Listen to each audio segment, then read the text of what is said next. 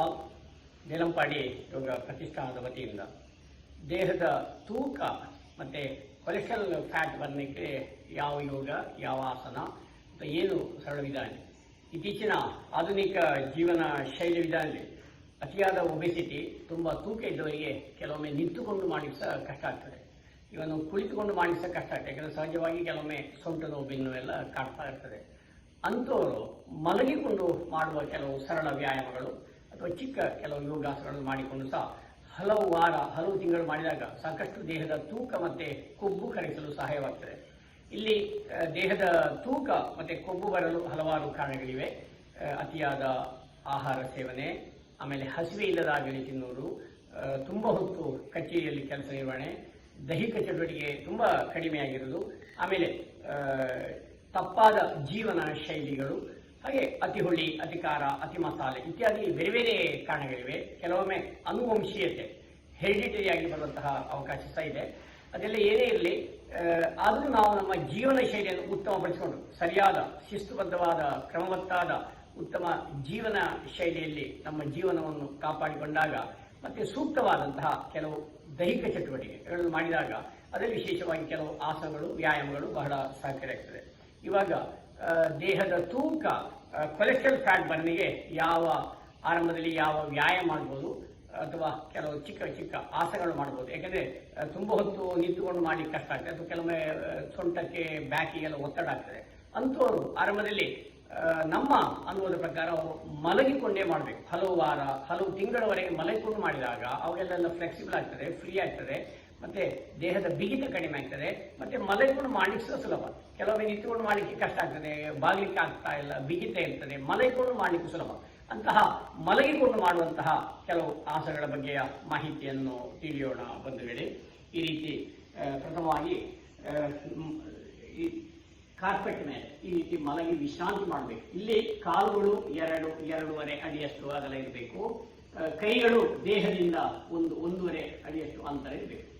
ಸ್ವಲ್ಪ ತುಸು ವಿಶ್ರಾಂತಿ. ಆಮೇಲೆ ಕಾಲುಗಳು ಜೋಡಣೆ, ಕೈಗಳು ತೊಡೆಯ ಪಕ್ಕದಲ್ಲಿ.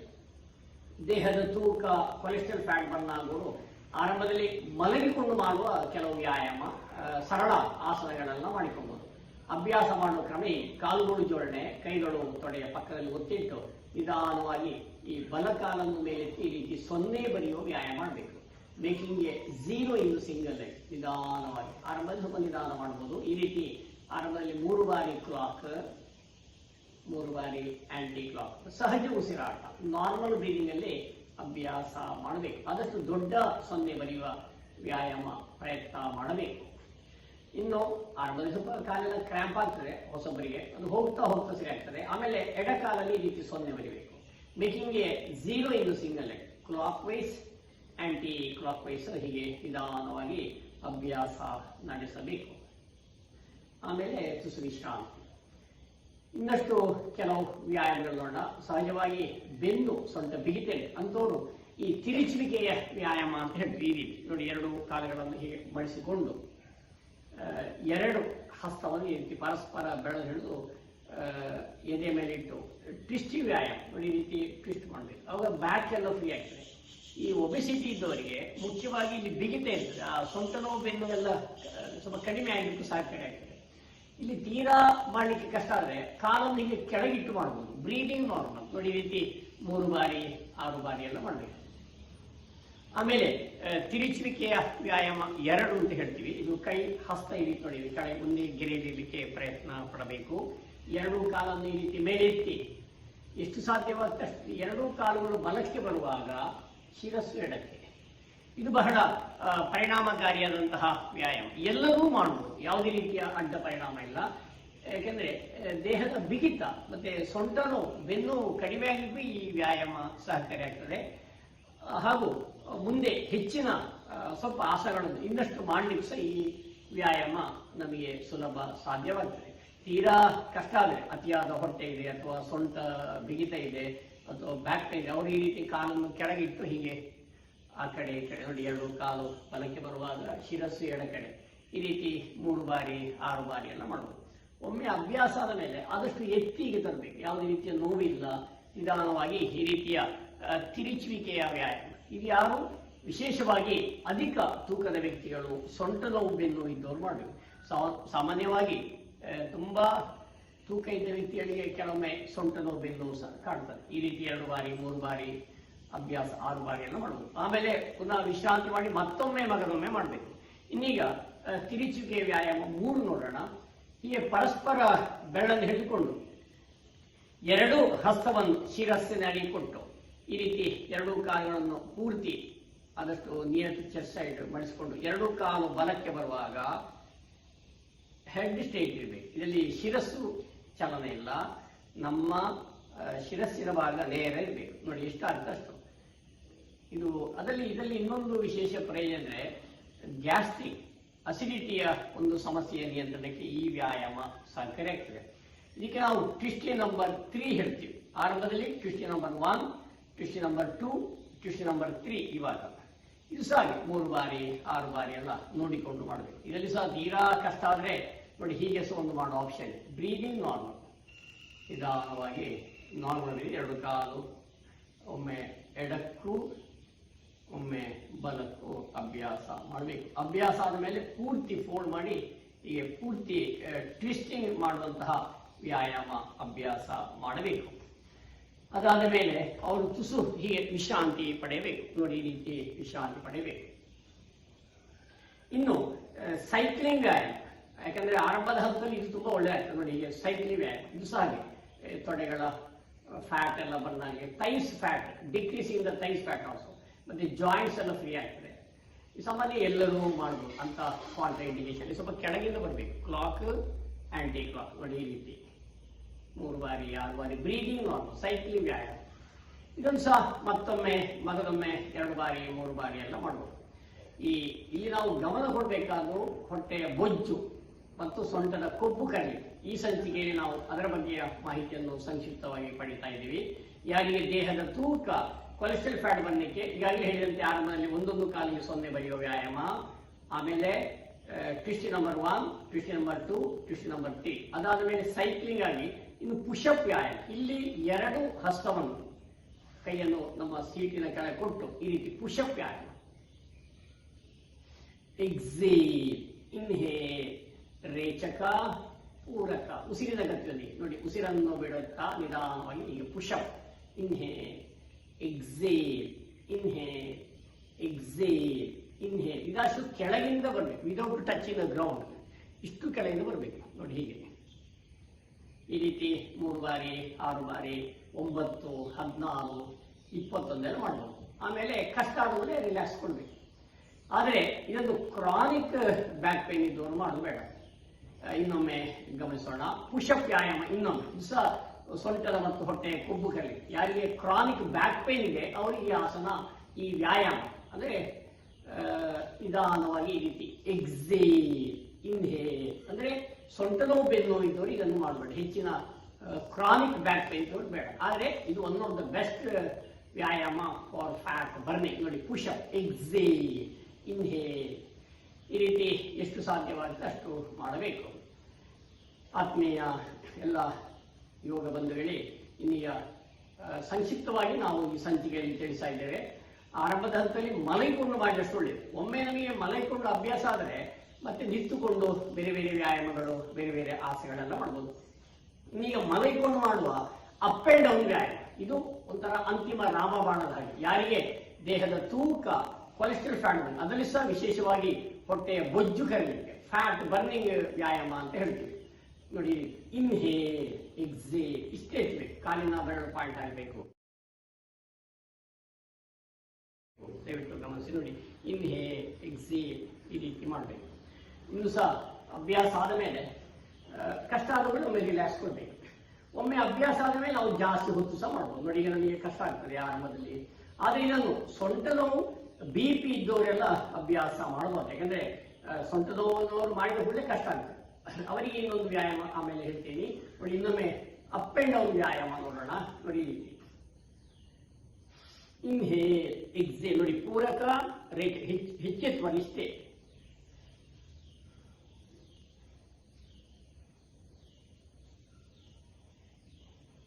ಇಲ್ಲಿ ಮಂಡಿ ಚಿಪ್ಪು ಬಿಗಿಯಾಗಿರಬೇಕು, ನೇರವಾಗಿರಬೇಕು. ಇನ್ಹೇಲ್, ಎಕ್ಸೇಲ್ ನೋಡಿ ಉಸಿರನ್ನು ತೆಗೆದುಕೊಳ್ಳುತ್ತಾ 30 ಡಿಗ್ರಿ, ಉಸಿರನ್ನು ಬಿಡುತ್ತಾ ಇಷ್ಟೇ. ಗ್ರೌಂಡ್ಗೆ ಟಚ್ ಮಾಡಬಾರ್ದು. ನೋಡಿ, ಇನ್ಹೇಲ್, ಎಕ್ಸೇಲ್.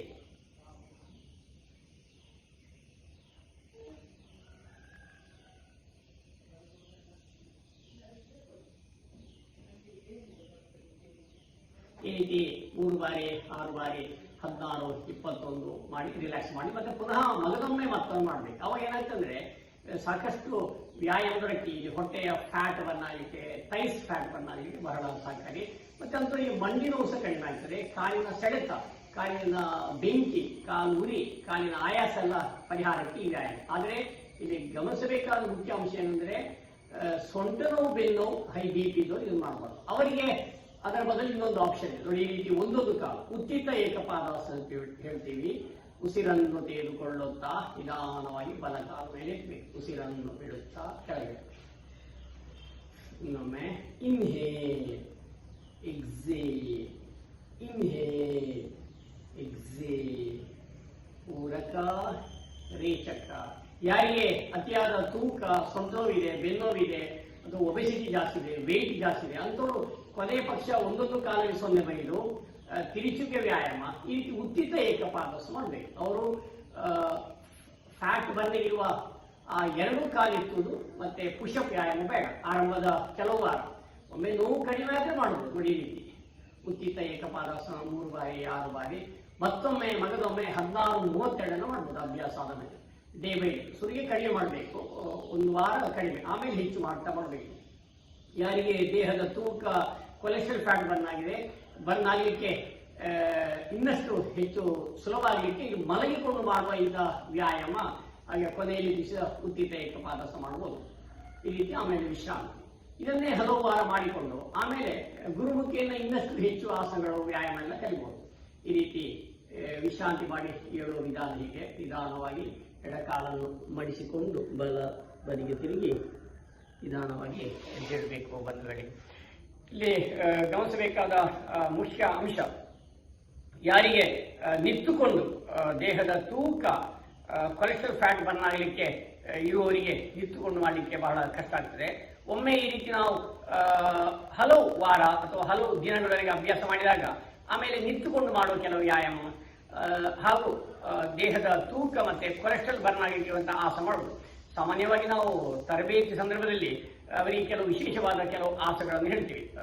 ಹೊಟ್ಟೆಯ ಕೊಬ್ಬು ಮತ್ತೆ ಫ್ಯಾಟ್ ಬನ್ನಾಗಿರುವ ಆಸನಗಳ ಪಟ್ಟಿಗಳಲ್ಲಿ ಪ್ರಮುಖವಾಗಿ ಅರ್ಧಚಕ್ರಾಸನ, ಪಾದಹಸ್ತಾಸನ, ಅರ್ಧಕಟಿ ಚಕ್ರಾಸನ ಹಾಗೂ ಉತ್ತಿತ ಪಾರ್ಶ್ವಕೋಣಾಸನ ಹಾಗೂ ಕುಳಿತುಕೊಂಡು ಅವರು ಪದ್ಮಾಸನ ಸಾಧ್ಯವಾದರೆ, ಇನ್ನೂ ಸಾಧ್ಯವಾದರೆ ಬದ್ಧಕೋಣಾಸನ, ಜಾನುಶೀರ್ಷಾಸನ, ಪಶ್ಚಿಮೋತ್ತಾಸನ ಅದು ಹೊಟ್ಟೆಯ ಕೊಬ್ಬನ್ನೇ ಕರಗಿಸಿರುವಂತಹ ಆಸನ. ಇದನ್ನು 3 ಬಾರಿ 4 ಬಾರಿ ಎಲ್ಲ ಅಭ್ಯಾಸ ಮಾಡಬಹುದು. ಆಮೇಲೆ ಶಶಾಂಕಾಸನ, ಮಂಡೂಕಾಸನ, ಅರ್ಧ ಉಷ್ಟ್ರಾಸನಯ ಉಷ್ಟ್ರಾಸನ, ವಕ್ರಾಸನ, ಅರ್ಧ ಮತ್ಸ್ಯೇಂದ್ರಾಸನ, ಮತ್ತೆ ಮಲಗಿಕೊಂಡು ಒಂದೊಂದು ಕಾಲು ಮೇಲಿರುವಂತಹ ಉತ್ತಿತ ಏಕಪಾದಾಸನ. ಆರಂಭದಲ್ಲಿ ಸ್ವಲ್ಪ ಕಷ್ಟ ಆಗುವವರಿಗೆ ಅದೇ ಒಳ್ಳೆಯದು. ಆಮೇಲೆ ಊರ್ಧ್ವ ಪ್ರಸಾರಿತ ಪಾದಾಸನ, ಅದರಲ್ಲಿ 30 ಡಿಗ್ರಿ, 60 ಡಿಗ್ರಿ, 90 ಡಿಗ್ರಿ ಮಾಡಬೇಕು. ಜಠರ ಪರಿವರ್ತನಾಸನ, ದೇಹದ ತೂಕ, ಕೊಲೆಸ್ಟ್ರಾಲ್ ಫ್ಯಾಟ್ ಬರ್ನ್ ಆಗಲಿಕ್ಕೆಲ್ಲ ಮಾಡಿ. ಇದನ್ನೆಲ್ಲ ಒಮ್ಮೆ ಗುರುಮುಖಿಯನ್ನು ಅರಿತು ಅದಕ್ಕೊಂದು ಯೋಗದ ಕ್ಲಾಸಿಗೆ ಒಂದು 3 ತಿಂಗಳು 6 ತಿಂಗಳು ಸೇರಿ ಗುರುಗಳ ಮಾರ್ಗದರ್ಶನ, ಅವರ ಏನು ಸಲಹೆ ಮಾರ್ಗದರ್ಶನ ಪಡೆದುಕೊಂಡು ಮಾಡಬೇಕು. ಈ ಪ್ರಸಕ್ತ ಪರಿಸ್ಥಿತಿಯಲ್ಲಿ ಆನ್ಲೈನ್ನಲ್ಲಿ ಸಹ ಕಲಿಬಹುದು. ಆದರೆ ಸಾಕಷ್ಟು ಗಮನಿಸಬೇಕು, ಗುರುಗಳೊಟ್ಟಿಗೆ ಸಂವಾದ ಮಾಡಿಕೊಂಡು ಇಂತಹ ಆನ್ಲೈನ್ ಕ್ಲಾಸಲ್ಲಿ ಸಹ ಭಾಗವಹಿಸುವುದು ಬಂಧುಗಳೇ. ಹಾಗೆ ಇಲ್ಲಿ ಮಲಗಿಕೊಂಡು ಮಾಡುವ ಆಸನಗಳಲ್ಲಿ ಈಗ ತಿಳಿಸಿದಂತೆ ಉತ್ತಿತ ಏಕಪಾದಾಸನ, ಊರ್ಧ್ವ ಪ್ರಸಾರಿತ ಪಾದಾಸನ, ಆಮೇಲೆ ಜಠರ ಪರಿವರ್ತನಾಸನ. ಇನ್ನೂ ಕಷ್ಟ ಆದರೆ ಸಾಧ್ಯವಾದರೆ ಅಂದರೆ ಕೆಲವು ಆಸನ ಮಾಡಲಿಕ್ಕೆ ಕಷ್ಟ ಆಗ್ತದೆ ಅಂಥವರಿಗೆ ಪವನ ಮುಕ್ತಾಸನ ಮಾಡ್ಬೋದು. ಆಮೇಲೆ ಹಲಾಸನ ಮಾಡ್ಬೋದು, ಮಕರಾಸನ, ಭುಜಂಗಾಸನ, ಶಲಭಾಸನ, ಧನುರಾಸನ, ಚಕ್ರಾಸನ. ಇದಿಷ್ಟು ಸಂಕ್ಷಿಪ್ತ ಮಾಹಿತಿಗಳ ಪಟ್ಟಿ. ಏನು ದೇಹದ ತೂಕ ಮತ್ತೆ ಕೊಲೆಸ್ಟ್ರಾಲ್ ಫ್ಯಾಟ್ ಬರ್ನ್ ಆಗಲಿಕ್ಕೆ ಇರುವಂತಹ ಮಾಹಿತಿಗಳು ಬಂಧುಗಳೇ. ಆರಂಭದಲ್ಲಿ ಇನ್ನೂ ಸಾಧ್ಯವಾದರೆ, ಯಾಕೆಂದ್ರೆ ನಮಗೆ ಸೊಂಟ ನೋವಿಲ್ಲ, ಯಾವುದೇ ರೀತಿಯ ಸಮಸ್ಯೆ ಇಲ್ಲ ಅಂಥವ್ರು ಮತ್ತೆ ಆರಂಭದಲ್ಲಿ ವಾರ್ಮಪ್ ಎಕ್ಸರ್ಸೈಸ್ ಮಾಡಿಕೊಂಡು ಸೂರ್ಯ ನಮಸ್ಕಾರ ಮಾಡಬೇಕು. 6, 9, 12 ಮಂತ್ರ ಹೇಳುತ್ತಾ ಸೂರ್ಯ ನಮಸ್ಕಾರ ಆರಂಭದಲ್ಲಿ 6 ಬಾರಿ, 9 ಬಾರಿ ಮತ್ತೆ 12 ಈ ರೀತಿಯೆಲ್ಲ ಅಭ್ಯಾಸ ಮಾಡಬೇಕು. ಮತ್ತೆ ಇನ್ನೊಂದು ಮುಖ್ಯವಾದ ಅಂಶ, ದೇಹದ ತೂಕ ಮತ್ತೆ ಕೊಲೆಸ್ಟ್ರಾಲ್ ಫ್ಯಾಟ್ ಬರ್ನ್ ಆಗಲಿಕ್ಕೆ ಅವರು ಆಹಾರದ ವಿಷಯಕ್ಕೆ ಹೆಚ್ಚು ಒತ್ತು ಕೊಡಬೇಕು. ನಾವು ಸಾಮಾನ್ಯವಾಗಿ ಆಹಾರ ಸೇವನೆ ಕ್ರಮದ ಬಗ್ಗೆ ಹೇಳ್ತೀವಿ. ಈಗ ಹೆಚ್ಚಿನವರಿಗೆ ಆಹಾರದ ಬಗ್ಗೆ ಗೊತ್ತಿದೆ. Protein, vitamin, carbohydrate, minerals, potassium, sodium, iron, water, carbohydrate, ನೀರಿನ ಅಂಶ ತಗೊಳ್ಬೇಕು ಅಂತ ಎಲ್ಲರಿಗೂ ಗೊತ್ತಿದೆ. ಆದರೆ ಇಲ್ಲಿ ಹೆಚ್ಚಿನವರಿಗೆ ಆಹಾರ ಸೇವನೆ ಕ್ರಮದ ಬಗ್ಗೆ ಮಾಹಿತಿ ಕೊರತೆ ಅಂತ ನನ್ನ ಅನುಭವದಲ್ಲಿ ಕಂಡು ಬರುತ್ತೆ. ಯಾಕಂದ್ರೆ ನಮ್ಮ ಆಹಾರದ ಸೇವನೆ ಅಂದರೆ ನನಗೆ ಗೊತ್ತಿದೆ, ಪ್ರೋಟೀನ್ ಯಾವುದು, ವಿಟಮಿನ್ ಯಾವುದು, ನ್ಯೂಟ್ರಿಷನ್ ಫುಡ್ ಹೆಚ್ಚಿನವರಿಗೆಲ್ಲ ಗೊತ್ತಿದೆ. ಯಾಕಂದ್ರೆ ಈಗ ಜನ ತುಂಬ ಅದ್ರ ಬಗ್ಗೆ ಜಾಗೃತಿ ಇರ್ತಾರೆ. ಇಲ್ಲಿ ಹಸಿವೆಯಾದಾಗಲೇ ತಿನ್ನಬೇಕು. ಹಸಿವೆಯಾದಾಗ ತಿಂದ ಆಹಾರ ಜೀರ್ಣವಾಗ್ತದೆ, ಒಬೆಸಿಟಿ, ಕೊಲೆಸ್ಟ್ರಾಲ್ ಅಷ್ಟಾಗೋದಿಲ್ಲ. ಯಾರು ಹಸಿವೆ ಇಲ್ಲ ಪದೇ ಪದೇ ತಿಂತಾರೆ ಅವರಿಗೆ ಕೊಲೆಸ್ಟ್ರಾಲ್ ಫ್ಯಾಟ್ ಆಗುವ ಸಂಭವ ಜಾಸ್ತಿ ಇದೆ. ಇದೊಂದು ಬಹಳ ಮುಖ್ಯ. ಆದಷ್ಟು ನಾವು ಹಸಿವೆಯಾದಾಗಲೇ ತಿನ್ನಬೇಕು. ಹಸಿವೆಯಾದಾಗ ತಿಂದ ಆಹಾರ ಜೀರ್ಣವಾಗ್ತದೆ, ಒಳ್ಳೆಯ ಕೊಲೆಸ್ಟ್ರಾಲ್, ಒಳ್ಳೆಯ ಫ್ಯಾಟ್ ಅಲ್ಲಿ ಇತ್ಯಾದಿ ಆಗ್ತದೆ. ಹಸಿವೆ ಇಲ್ಲ ತಿಂದ ಒಳ್ಳೆ bad cholesterol, obesity, thyroid, gastric, acidity, ಹಲವು ಸಮಸ್ಯೆಗಳು ಕಾಡ್ತಾ ಇರ್ತದೆ. ಇದೊಂದು ಬಹಳ ಪ್ರಾಮುಖ್ಯವಾದ ಅಂಶ, ಫಾಲೋ ಮಾಡಲೇಬೇಕು. ಆದಷ್ಟು ತಿಂಗಳಲ್ಲಿ ಒಂದು 20 ದಿವಸ ಮಾಡಬೇಕು. ಆಮೇಲೆ ಸೇವನೆ ಕ್ರಮ ನಾನು ಹೇಳಿದಂತೆ, ಈಗ ನನಗೆ ಹಸಿವೆ ಆಗಿದೆ, ಆವಾಗ ನಾನು ಚಂದ ಮಾಡಿ ದೇವರ ನೈವೇದ್ಯ ಅಂತೇಳಿ ಸುಖಾಸಲ್ಲಿ ಕುಳಿತು ಅದು ಸರ್ ನೆಲದಲ್ಲಿ ಕೂತು ಮಾಡಿ ಒಳ್ಳೆಯದು. ಈ ರೀತಿ ಚಪಾತಿ ಆಗಲಿ, ದೋಸೆ ಆಗಲಿ ಬಾಯಿಗೆ ಹಾಕಿದ್ರೆ ಒಳ್ಳೆ. ಬಾಯಿ ಮುಚ್ಚಿ ಜಗಿಬೇಕು. ಯಾಕೆ ನಮ್ಮ ಬಾಯಿಯಲ್ಲಿ ಲಾಲಾರಸ, ಜೊಲ್ಲು ರಸ ಇದೆ. ಆ ಜೊಲ್ಲು ರಸಕ್ಕೆ ಬಹಳ ಶಕ್ತಿ ಇದೆ. ಅದರಲ್ಲಿರುವ ವೈಟಮಿನ್ಸ್, ಅದರಲ್ಲಿರುವ ಏನು ಎನರ್ಜಿ ಎಲ್ಲ ನಮ್ಮ ಹೊಟ್ಟೆಗೆ ಹೋದೊಳ್ಳೆ. ಯಾಕೆ ನಮ್ಮ ಬಾಯಿಯಲ್ಲಿ ಗ್ರೈಂಡರ್ ಮಿಕ್ಸರ್ ಇಲ್ಲಿ ಹೊಟ್ಟೆಯಲ್ಲಿ, ಇದು ಪಿಪಾಯಿ ಮಾತ್ರ. ಆದ ಕಾರಣ ಆಹಾರ ಸೇವನೆ ಮಾಡುವಾಗ ಎಷ್ಟು ಕಷ್ಟಪಟ್ಟಾದರೂ ಸಹ ಬಾಯಿ ಮುಚ್ಚಿ, ಅಂದರೆ ತುಟಿ ಮುಚ್ಚಿ ಆಹಾರವನ್ನು ಜಗಿಬೇಕು. ಒಂದು 6 ಬಾರಿ 9 ಎಷ್ಟಾಗ್ತದೆ ಅಷ್ಟು ಜಗಿಬೇಕು. ಬಾಯಿ ಮುಚ್ಚಿ ತಿನ್ನಬೇಕು. ಹಸಿವೆಯಾದಾಗ ಸೇವಿಸುವ ಆಹಾರವನ್ನು ತುಟಿ ಮುಚ್ಚಿ, ಬಾಯಿ ಮುಚ್ಚಿ ಒಂದು 6 ಬಾರಿ 9 ಬಾರಿ ಅದನ್ನು ಜಗಿಬೇಕು ಕನಿಷ್ಠ ಪಕ್ಷ. ಆಮೇಲೆ ತಿನ್ನಬೇಕು. ಯಾರು ತುಟಿ ಮುಚ್ಚಿ ಬಾಯಿ ಮುಚ್ಚಿ ತಿಂತಾರೆ ಅವರ ಫ್ಯಾಟ್, ಒಬೆಸಿಟಿ ಕಾಯಿಲೆಗಳು ತುಂಬಾನೇ ಕಡಿಮೆ. ಯಾರು ಬಾಯಿ ಓಪನ್ ಮಾಡ್ತಾರೆ, ಇನ್ನು ಓಪನ್ ಮಾಡಿದ ವೇಳೆ ಗಾಳಿ ಒಳಗೆ ಹೋಗ್ತದೆ ಬಂದ ವೇಳೆ, ಆವಾಗ ಥೈರಾಯ್ಡ್ ಇತ್ಯಾದಿ ಸಮಸ್ಯೆಗಳೆಲ್ಲ ಜಾಸ್ತಿ. ಯಾಕಂದ್ರೆ ನಾನು ಬಾಯಿ ಓಪನ್ ಮಾಡಿದ್ರೆ ಬಾಯಿಯಲ್ಲಿ ಗಾಳಿ ಹೋದ ವೇಳೆ ಲಾಲಾರಸ ಮತ್ತೆ ಸಲೈವ, ಏನು ಜೊಲ್ಲು ರಸ ಹೇಳ್ತೀವಿ, ಅದು ಆಹಾರಕ್ಕೆ ಬೆರಕೆ ಆಗುದಿಲ್ಲ. ಅದಕ್ಕೋಸ್ಕರ ಆಹಾರ ಸೇವನೆ ಮಾಡುವಾಗ ತುಟಿ ಮುಚ್ಚಿ ಬಾಯಿ ಮುಚ್ಚಿ ತಿನ್ಬೇಕು. If I am open in mouth, air will go inside, ಒಳಗೆ ಗಾಳಿ ಹೋಗ್ತದೆ, ಸಲೈವ ಬೆರಕೆ ಆಗುದಿಲ್ಲ, ಅದು ಬ್ರೇಕ್ ಆಗ್ತದೆ. ಆಹಾರ ಮತ್ತೆ ಏರ್ ಅಂದ್ರೆ ಆಹಾರ ಮತ್ತೆ ಗಾಳಿ ಮಾತ್ರ ಒಳಗೆ ಹೋಗ್ತದೆ. ಗಮನಿಸಿ ಬಂದ ವೇಳೆ ಇನ್ನೊಮ್ಮೆ ಹೇಳ್ತೀನಿ. ಈಗ ನಾನು ಆಹಾರ ಸೇವನೆ ಮಾಡಿ ಬಾಯಿ ಓಪನ್ ಮಾಡಿ ಮಾತಾಡಿಕೊಂಡು ಅಂತ ತಿಂತಾ ಇದ್ದೆ, ಅವಾಗ ಗಾಳಿ ಹೋಯಿತು. ಗಾಳಿ ಹೋದ ಕಾರಣ ಲಾಲಾರಸ, ಜೊಲ್ಲು ರಸ ಆಹಾರಕ್ಕೆ ಬೆರಕೆ ಆಗುದಿಲ್ಲ. ಅವಾಗ ಆಹಾರ ಮತ್ತೆ ಗಾಳಿ ಮಾತ್ರ ಹೋಗ್ತದೆ. ಆದ ಕಾರಣ ಎಷ್ಟು ಕಷ್ಟ ಆದರೂ ಸಹ ತುಟಿ ಮುಚ್ಚಿ ಬಾಯಿ ಮುಚ್ಚಿ ದೇವರ ನೈವೇದ್ಯ ಅಂತೇಳಿ ತಿನ್ಬೇಕು. ಇದು ಬಹಳ ಇಂಪಾರ್ಟೆಂಟ್. ಅಂದ್ರೆ ಸೇವನೆ ಕ್ರಮ ನಾನು ಹೇಳುದು. ನಾವು ಸಾಮಾನ್ಯ ಒಳ್ಳೆಯ ಆಹಾರ ತಗೊಳ್ಳಿ, ಇವನ ಹಸಿವಾದಾಗ ಒಳ್ಳೆ ಮಸಾಲೆ ದೋಸೆ, ಬೋಂಡ, ಪಕೋಡ ಎಲ್ಲ ಸೇವಿಸಿದ್ರೆ ನಾವು ಹೇಳ್ತೀವಿ. ಆದರೆ ಸೇವನೆ ಮಾಡುವಾಗ ತುಟಿ ಮುಚ್ಚಿಸಬೇಕು. ರೆಡಿಮೇಡ್ ಫುಡ್ ಚಾಟ್ಸ್ ಎಲ್ಲ ಆದಷ್ಟು ಅವಾಯ್ಡ್ ಮಾಡಬೇಕು. ಅತಿ ಹುಳಿ, ಅತಿ ಖಾರ, ಅತಿ ಮಸಾಲೆ ಬೇಡ. ಹೆಚ್ಚಿನವರಿಗೆ ಗೊತ್ತಿದೆ, ಆರೋಗ್ಯಂ ಭೋಜನಾದಿನಂ, ಊಟ ಬಲ್ಲವನಿಗೆ ರೋಗವಿಲ್ಲ. ನಮ್ಮ ದೇಹದ ಸಮಸ್ತ ಚಟುವಟಿಕೆಗಳಿಗೆ ಆಹಾರವೇ ಮೂಲ ಶಕ್ತಿ. ನಮ್ಮ ದೇಹದ ಸಮಸ್ತ ಚಟುವಟಿಕೆಗಳಿಗೆ ಆಹಾರವೇ ಮೂಲ ಶಕ್ತಿ. ನಾವು ಸೇವಿಸುವ ಆಹಾರ ಸಮರ್ಪಕವಾಗಿದ್ದಲ್ಲಿ ಹಲವು ಕಾಯಿಲೆಗಳನ್ನು ತಡೆಗಟ್ಟಬಹುದು. ಅದ ಕಾರಣ ಒಳ್ಳೆಯ ಆಹಾರ, ಸತ್ವಯುತವಾದ ಸಾತ್ವಿಕ ಆಹಾರ, ಅತಿ ಹುಳಿ, ಅತಿ ಖಾರ, ಅತಿ ಮಸಾಲೆ ಬೇಡ. ಇಂತಹ ಪೋಷಕಾಂಶಗಳು, ನ್ಯೂಟ್ರಿಷನ್ ಫುಡ್ ಹಸಿವೆಯಾದಾಗಲೇ ತಿನ್ನಬೇಕು. ಮತ್ತೆ ತಿನ್ನುವಾಗ ನೀರು ಕುಡಿಬಾರದು. ಒಂದು ಅರ್ಧ ಗಂಟೆ ಮುಂಚೆ ಕುಡಿಬೇಕು ಅಥವಾ ಅರ್ಧ ಗಂಟೆ ನಂತರ. ಈಗ ನಾನು ನೀರು ಕುಡಿಯುವಾಗ ಮೆಲ್ಲಗೆ ನಿಧಾನವಾಗಿ ಬಾಯಿ ಮುಚ್ಚಿ ಲಾಲಾರಸೊತ್ತಿಗೆ ಬೆರಕೆ ಮಾಡಿ ನೀರನ್ನು ಸೇವಿಸಬೇಕು. ಇದಿಷ್ಟು ಬಹಳ ಇಂಪಾರ್ಟೆಂಟ್. ಯಾರು ದೇಹದ ತೂಕ, ಕೊಲೆಸ್ಟ್ರಾಲ್ ಫ್ಯಾಟ್ ಬರ್ನ್ ಆಗುವವರಿಗೆ ಎಷ್ಟೇ ವ್ಯಾಯಾಮ ಎಂತ ಮಾಡಿ ಸಹ ಆಹಾರ ಸೇವನೆ ಕ್ರಮ ಬಹಳ ಇಂಪಾರ್ಟೆಂಟ್.